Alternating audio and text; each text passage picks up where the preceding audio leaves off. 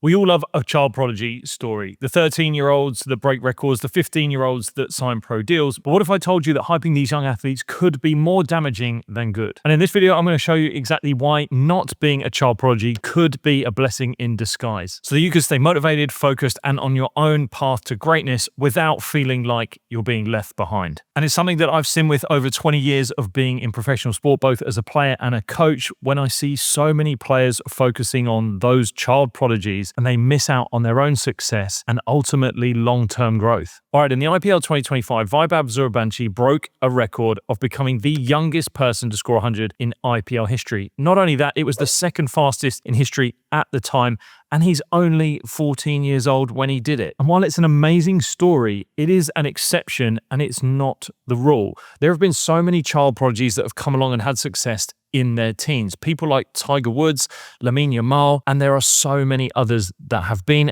and will come in the future. And while being a child prodigy gets the headlines and the followers, there is a cost to having that much hype and success so early. But one thing that doesn't get enough hype is downloading the MindStrong Sport app, which you can do in the link in the description of this video, and there'll be more about that later on. All right, so being a young prodigy in sport, surely there can't be any downsides. Having that amount of success early on in your career, boosting your success and going forward from the get-go could only be good, right? Wrong. There are a few major things that can be downsides if they are not addressed and managed moving forward. One of them being an unrealistic expectation. Because a young prodigy has had success at such an early age, there is a standard that has been set, and people will expect you to reach that standard time and time again. Where most athletes slowly build into their careers with both a little bit of success but failure all along the way, if you've had success from the get-go, people only associate you with results and doing well. There could be this sense of there's no room for failure, and the pressure is immense all from the outset. Another one is the fact that many teenage athletes end up moving into burnout much earlier. It's quite simply because they've had more time on task, they've been in the sport longer. It's the wear and tear that eventually gets to every athlete, but because they've been in the sport at a higher level much earlier, it can happen earlier on. And that burnout isn't necessarily just physical injuries, that could also be mental burnout as well. Losing motivation in your sport, not knowing why you're playing it, an identity crisis, many different things that could come from having been in the sport so many years so early. And another one is that identity crisis. The fact that as a young athlete you have been associated with results so early means that people only see you and your value based on your performances. They haven't had a chance to show their character through tough moments because ultimately they haven't had enough of them early on in their career. Many athletes gain their reputations and their character and who they are through the trials and tribulations of the journey that they go on their route to success. And so with that, many athletes that are young child prodigies, they don't really know who they are. They just are athletes that play the sport and only can be associated by that sport. They're not essentially human beings outside of it. And another is a huge amount of attention. While many people will want that hype and attention early on, it will come with downsides. Hype brings other people, coaches, players, followers, all with different agendas. Sometimes it can be well-meaning coaches or sponsors. Other times it can even be parents and coaches that have business opportunities. That child and that prodigy no longer becomes a person, they become a product. And even their long-term development can take a backseat for short-term gain and results. And down the line, that can lead to broken relationships, career burnout, and even a loss of love for the sport. And there is undoubtedly huge upsides to being a childhood prodigy. Having that success and being in the arena you want to be in early on,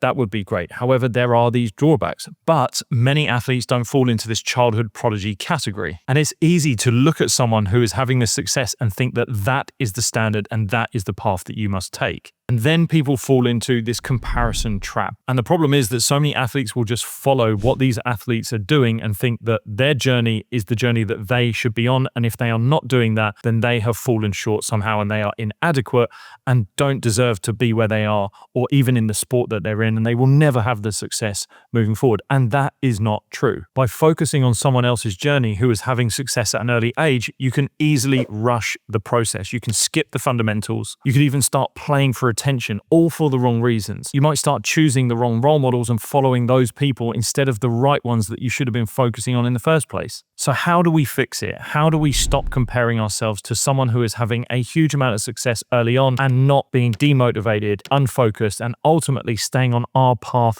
to success so that we can find our own? Well, to start with, you got to trust your journey. You have to trust that the journey that you're on, the development that you're on, if it is done right, will get you to the result and place that you you want to be in. But if you start focusing on other people's journeys and take your time and energy away from that, you will take your energy away from your own and time and energy away from that development that you're making for yourself. Another is to master the basics or fundamentals. If you can start to do that right, have a great understanding of what your sport, your skill, your ability, your mindset, your approach, your character, all of those fundamentals and basics that you need are early on, and don't focus on doing all the advanced, flashy, stylish stuff that you see other people may be doing right now. You will actually start to develop faster. The more time you spend away from those basics and fundamentals, the more time you spend away from building a solid foundation that you can then build the advanced stuff on. And to help you do that, you want to use the third one, which is find mentors that focus on development and not results. Mentors and guides and coaches that focus on results will try to get you quick wins,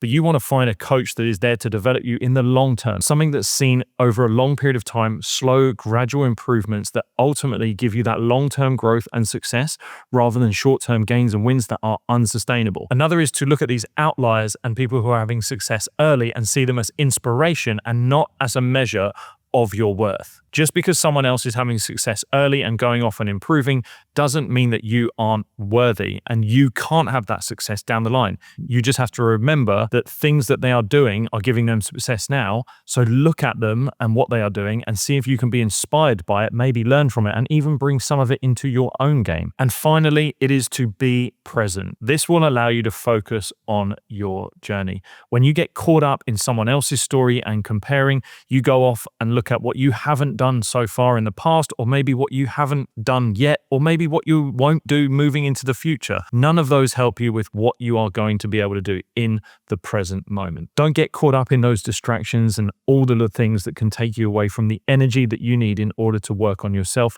and get you the success that you want and deserve. And a way that will help you stay in the present moment is by using the MindStrong Sport app, using mindfulness meditations and breathing exercises and so much more. It is the #1 tool to help you build the strongest mind yet, both on and off the field. Get started today by heading to the link in the description of this video, and you can build the strongest mind you've ever had yet. Right now. All right, there we have it. So being a child prodigy isn't the only path to success. I've seen so many come and go in sport. I've even experienced it myself, but I also see so many athletes getting lost along the way. And in fact, sometimes taking your time and going your journey a little bit slower can be the thing that gives you that longer term success over time. And in fact, sometimes taking your time could be the thing that helps you last longer and even go further. But there is something else that you're going to need to know in order to help you find that success you want as an athlete. And to understand that, you're going to want to watch this video next.